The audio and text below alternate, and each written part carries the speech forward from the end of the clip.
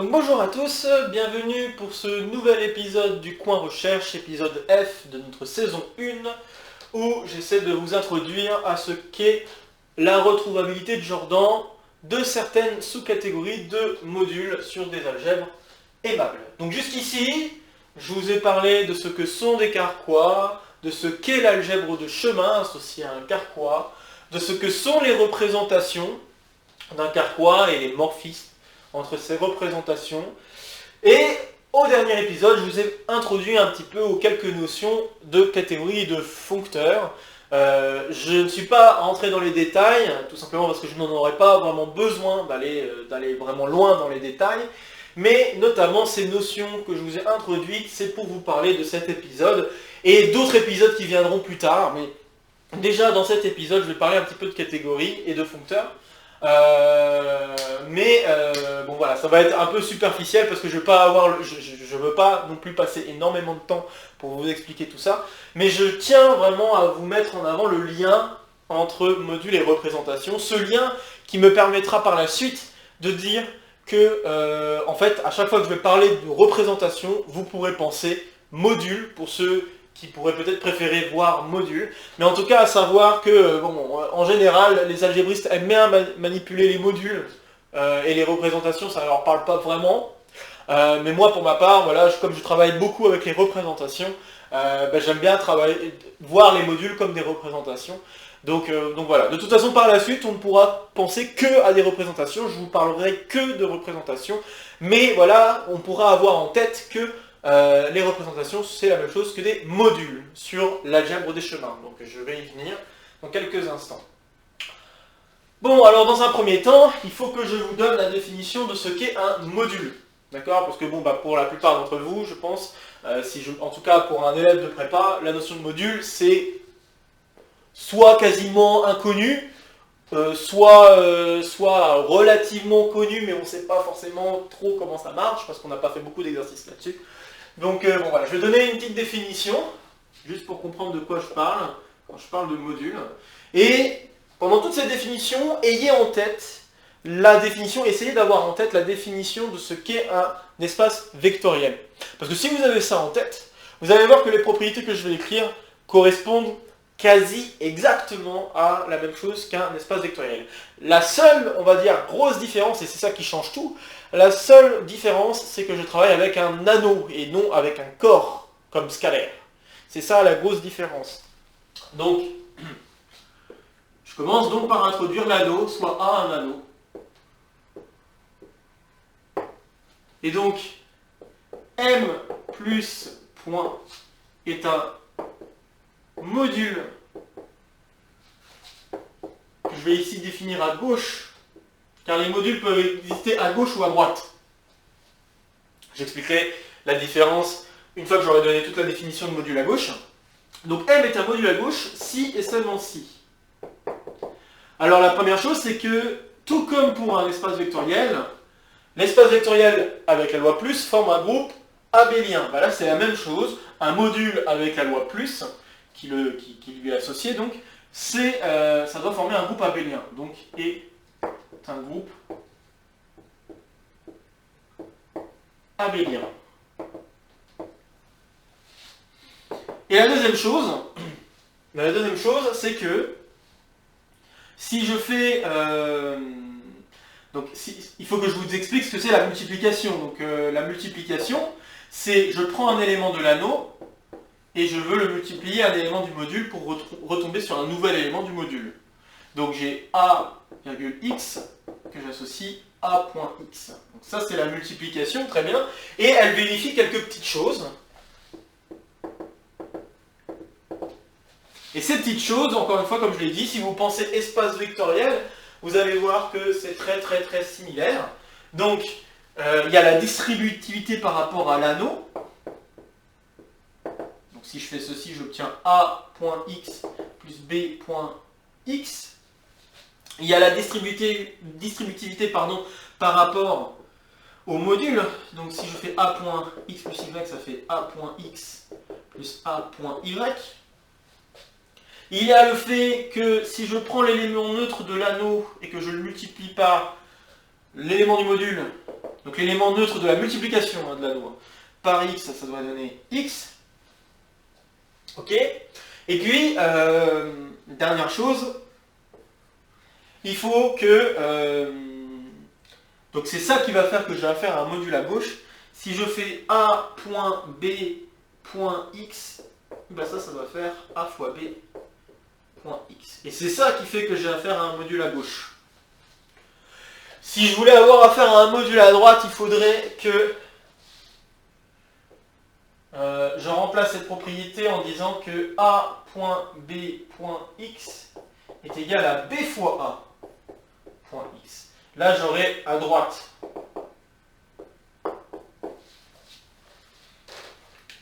Ok. Alors, on remarquera quand même quelque chose. Pour travailler avec un anneau, il faut qu'il soit unitaire, cet anneau. C'est-à-dire qu'il faut qu'il y ait l'unité. Sinon, je ne pourrais pas avoir ce type de propriété. Donc là, l'anneau, je dois avoir un anneau unitaire.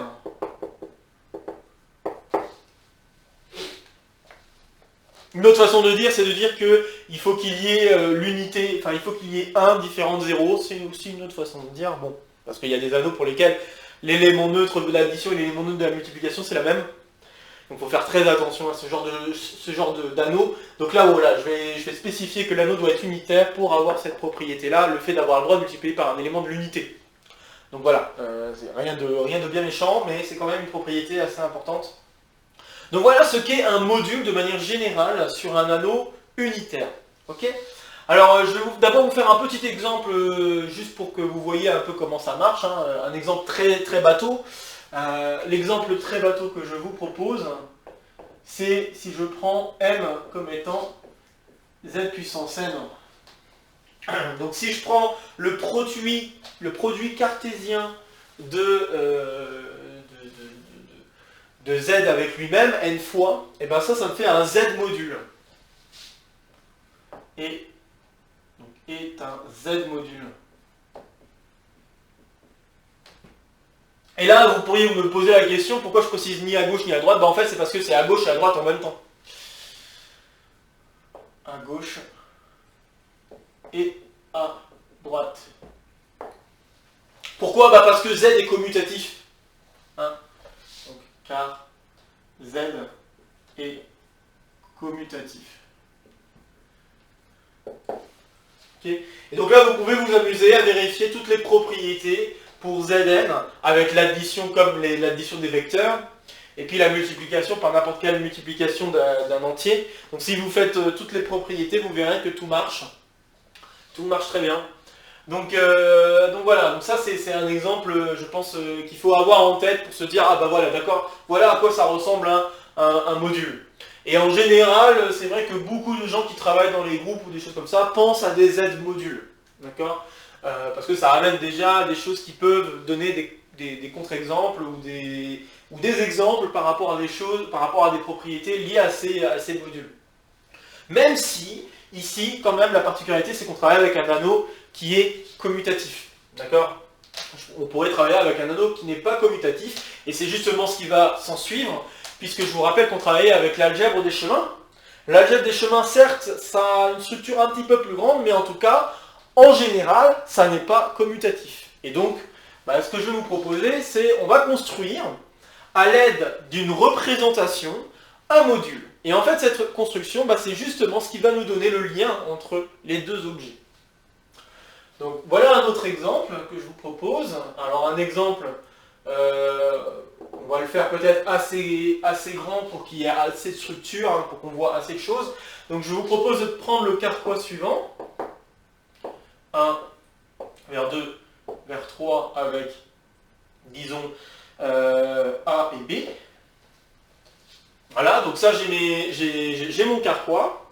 Alors maintenant, hein, si vous avez compris quelques petites choses, quelle est l'algèbre de chemin? Si vous avez compris quelque chose des épisodes précédents, petit exercice, déterminez-moi l'algèbre de chemin de ce carquois. Ok, alors l'algèbre de chemin de ce carquois, donc il faut un corps ici, hein, donc soit K, un corps. Donc, comme je vous l'ai dit, en général, on supposera algébriquement clos, c'est-à-dire que le corps, c'est les complexes, pour simplifier les choses. Mais bon, ici, je peux travailler avec un corps quelconque, je pense que ici, ça ne pose pas trop de problème.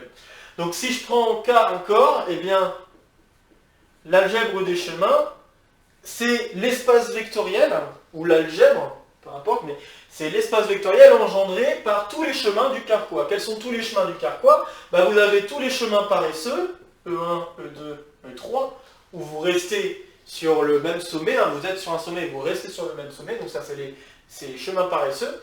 Vous avez les flèches, A, je vais peut-être l'écrire sur la même ligne, vous avez les flèches, donc vous avez A, B, et puis vous avez la concaténation des deux flèches. Et ici la concaténation des deux flèches, je l'ai faite de façon à ce que ça fasse une composition de fonctions.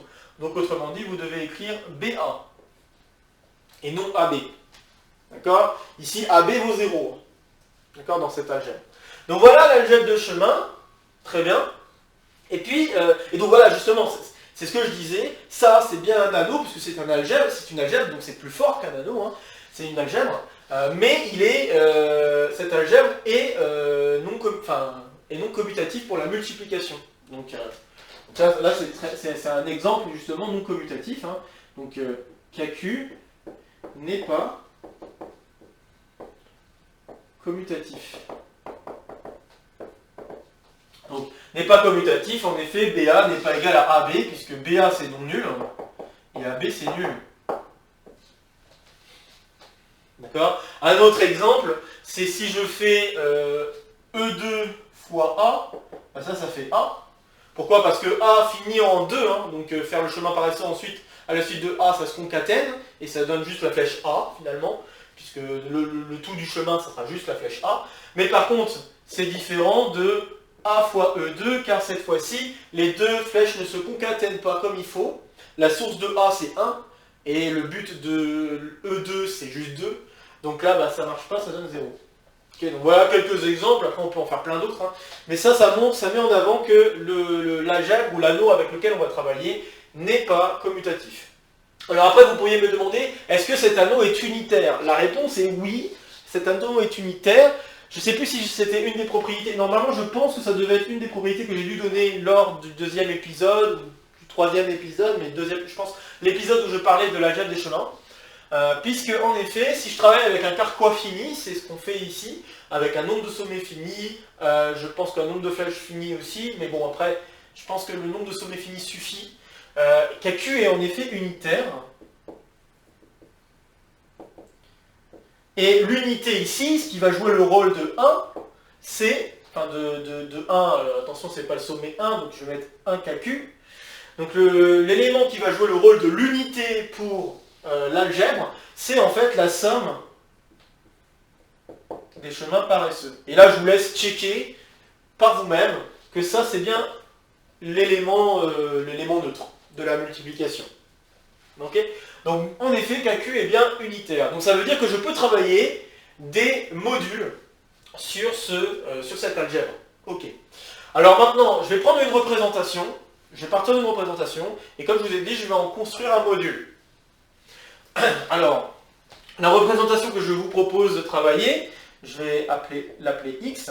La représentation que je vous propose, c'est la suivante. Je vais prendre celle-ci. Donc K va vers K3, va vers K. Et on va vers K3 comme ceci, et vers K comme cela. Ok. Alors, cette représentation, je peux la décomposer en somme de représentations indécomposables, donc.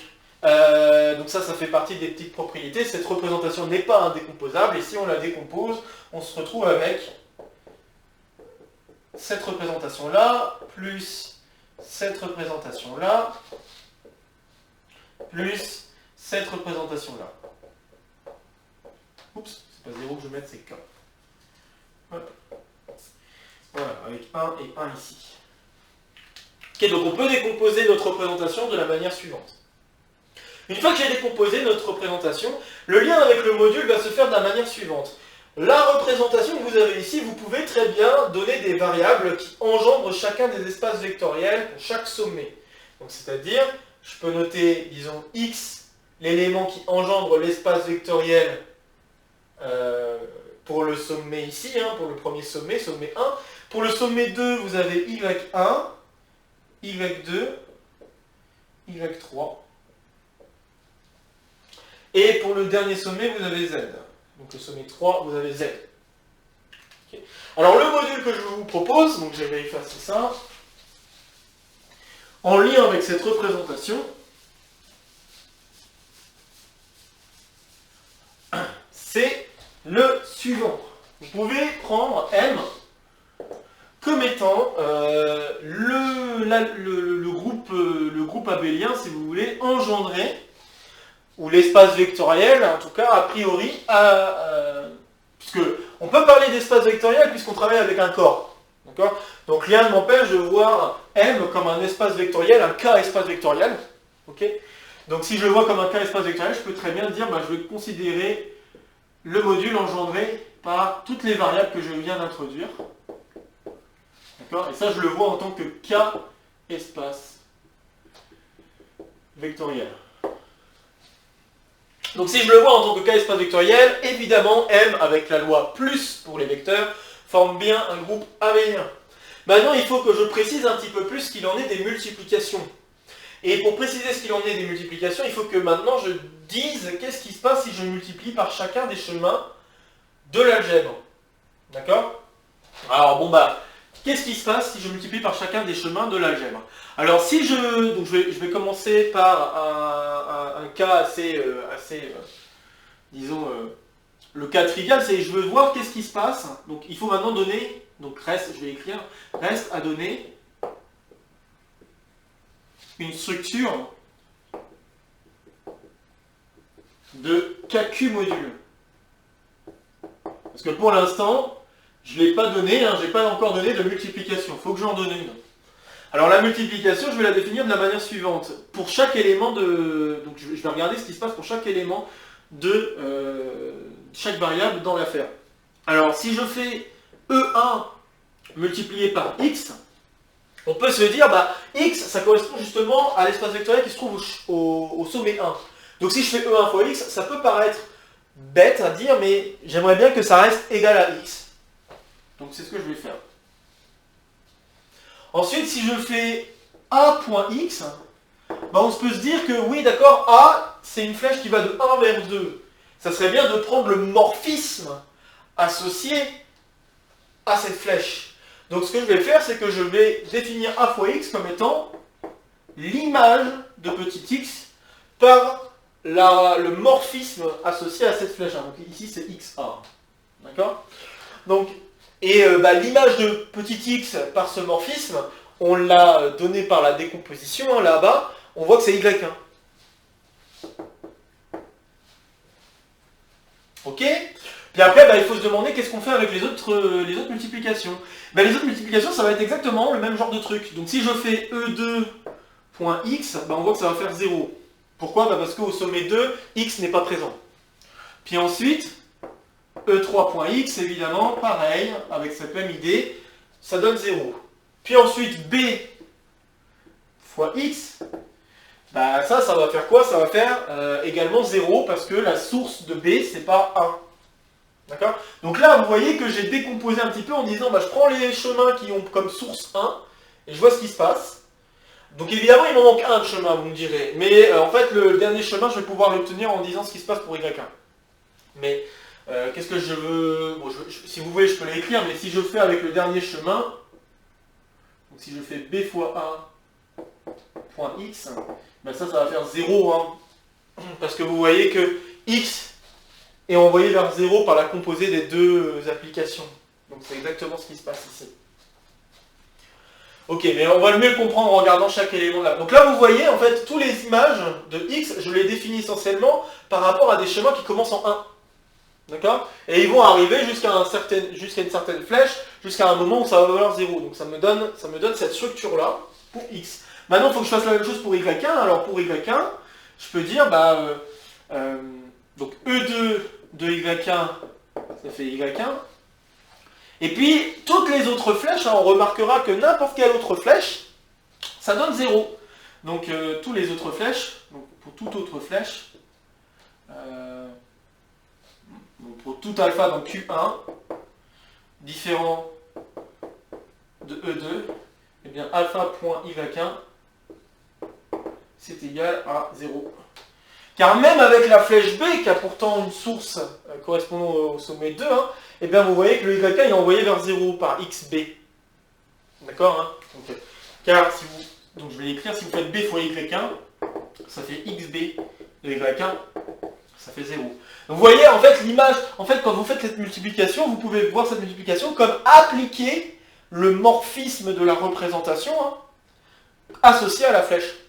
Donc si vous voyez ces deux choses liées, ben, ça va marcher. Je vais faire un dernier exemple, et en fait toute la structure de chemin, je l'obtiens en faisant comme ça. D'accord. Donc un dernier exemple que je peux vous proposer, c'est qu'est-ce qui se passe si je fais B fois Y3. Essayez de deviner qu'est-ce qui va se passer si je fais B fois Y3. Ok, alors si je fais B fois Y3, j'ai XB de Y3. Et l'image de Y3 par XB, donc j'ai oublié, mais ici c'est XB, l'image de Y3 par XB, bah, ça envoie sur Z. Bon, bah ça c'est Z alors. Ok.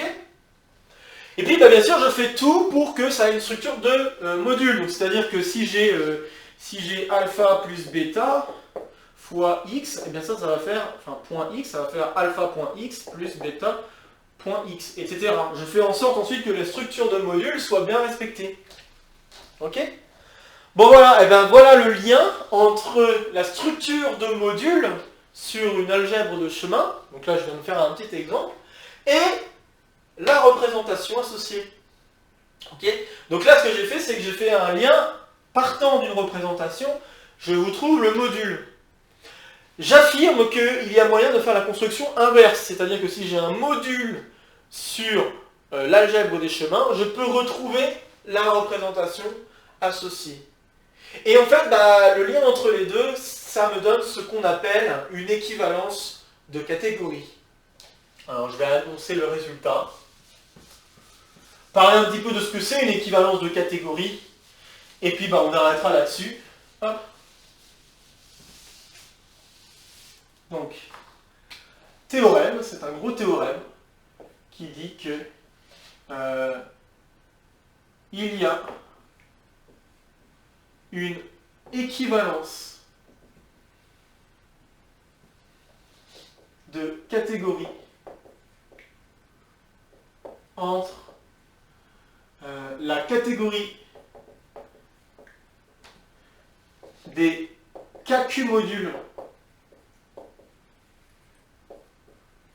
à gauche ou à droite.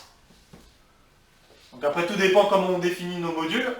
Ici je les ai définis à gauche, mais on pourrait très bien les définir à droite, c'est juste que la concaténation va falloir la définir un petit peu autrement, mais là ici je les considère à gauche.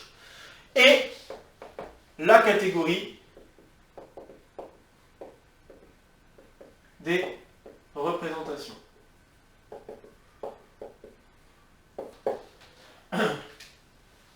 Alors, qu'est-ce que ça veut dire avoir une équivalence de catégorie? Déjà, pour l'instant, je ne vous ai pas parlé de la notion, je vous ai pas reparlé de la notion de catégorie.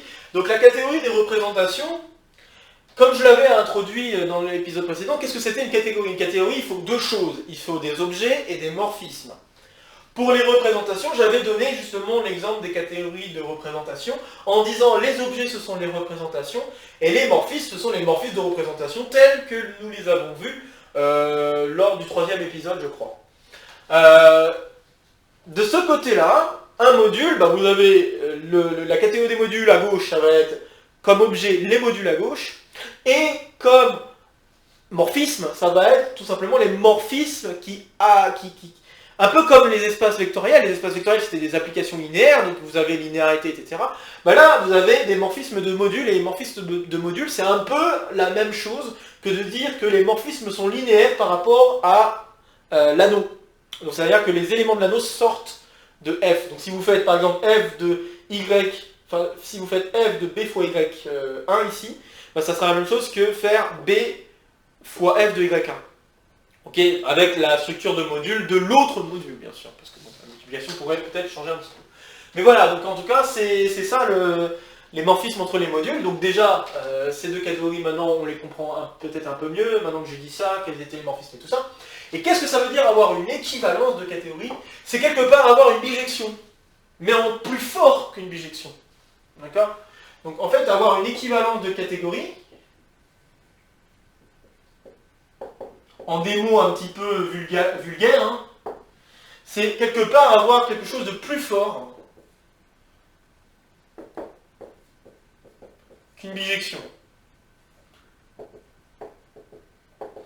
Parce que ça sous-entend avoir une bijection entre les objets et entre les morphismes. C'est ça le truc qui rend une équivalence plus forte. Enfin, une équivalence de catégorie plus forte qu'une simple bijection.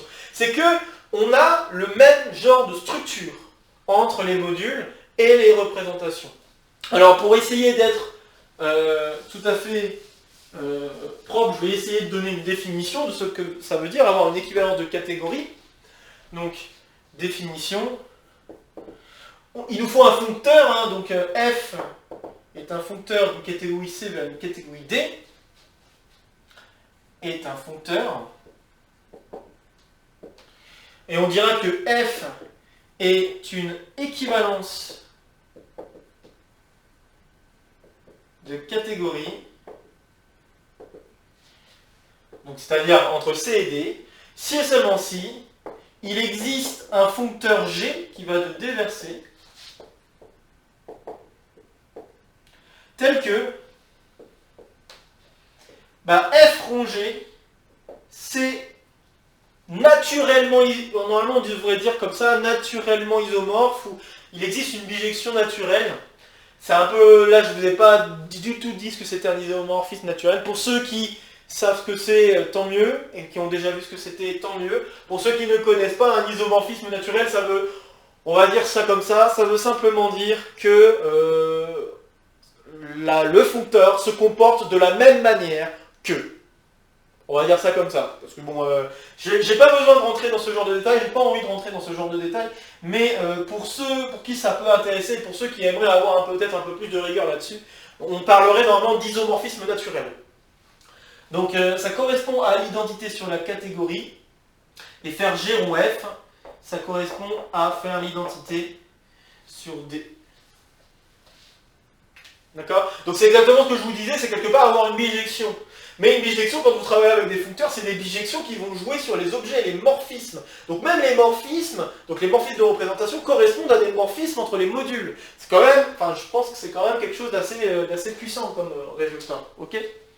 Et donc, dans la suite de ce que je vous présenterai, donc je ne vais pas rentrer dans le genre de détails, après on peut utiliser d'autres, je le dis comme ça, pour ceux aussi qui voudraient peut-être y jeter un coup d'œil. On pourra aller un petit peu plus loin sur cette notion d'équivalence de catégorie.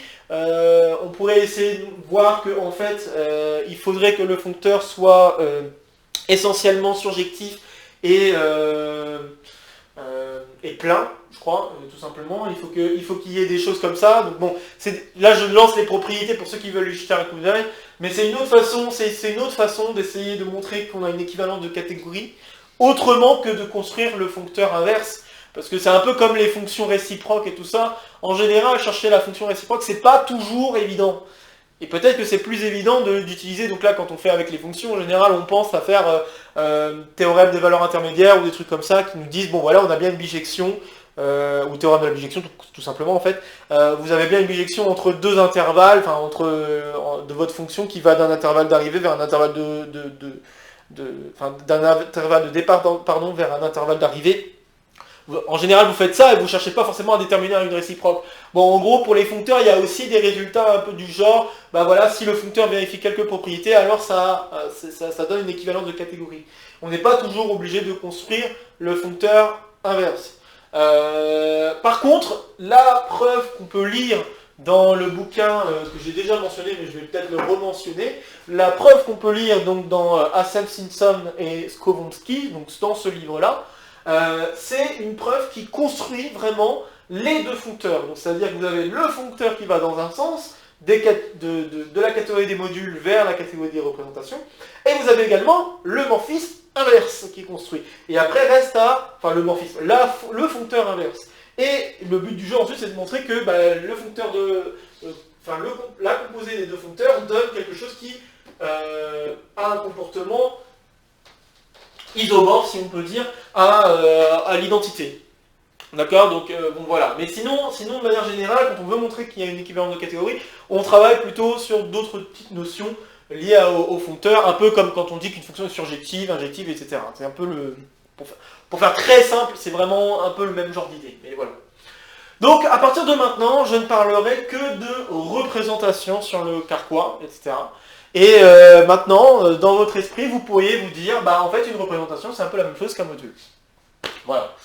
En tout cas, en termes de représentation de carquois, comme je vais vous présenter toutes les choses par rapport aux représentations de carquois, c'est la même chose. Voilà, bon bah ça a pris un peu plus de temps que ce que j'espérais, mais c'est pas grave. J'espère que j'ai réussi à être à peu près clair sur ce que je vous ai présenté. Donc comme d'habitude, si vous avez des questions, des commentaires, quoi que ce soit, n'hésitez pas à les faire sous la vidéo, n'hésitez pas à partager la vidéo. Toujours comme d'habitude, si vous pensez qu'il y a d'autres camarades qui pourraient être intéressés par ce genre de sujet ou ce genre de vidéo.